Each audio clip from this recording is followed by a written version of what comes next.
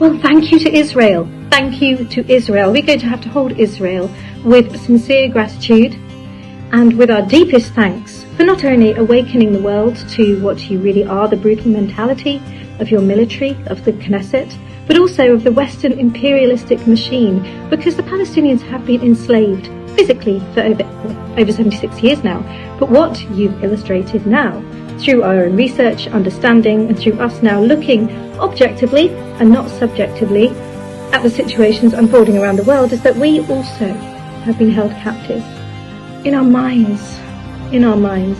You see, enslaving people, ensnaring our consciousness, in rewriting the history books, eradicating countries, creating a culture of not only fear but intense propaganda, whereby we've always believed that we are the good guys. It only takes a moment, really, to have a look back through history and appreciate that very recently, after 9/11, the imperialistic war machine, driven largely by the USA, has killed over 5 million people globally, and that's only in the last 20 years. We hear of Hitler and the horrendous things he did to the Jewish, without once considering King Leopold and the 20 million Congolese that were murdered, enslaved, eaten.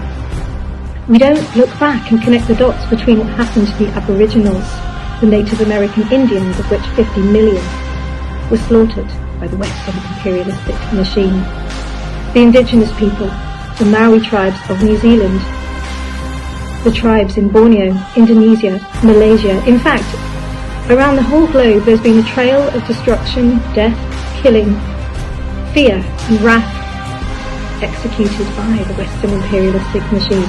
And thank you, Israel, because you've woken us up to all of this. And not only is the West losing the war on all fronts in the battlefield, it's losing the hearts and minds of its citizens. We, the British, the Americans, the Canadians, the Australians, the Kiwis, we are rising up in our millions. We do not consent, we do not comply, we do not approve. We're pulling our kids out of school, we're withholding our tax.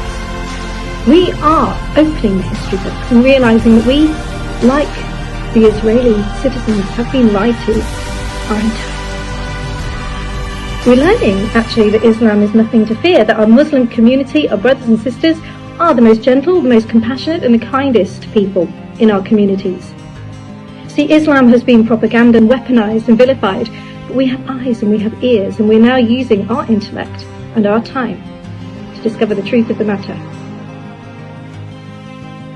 We shall rise again. Take care and free pass.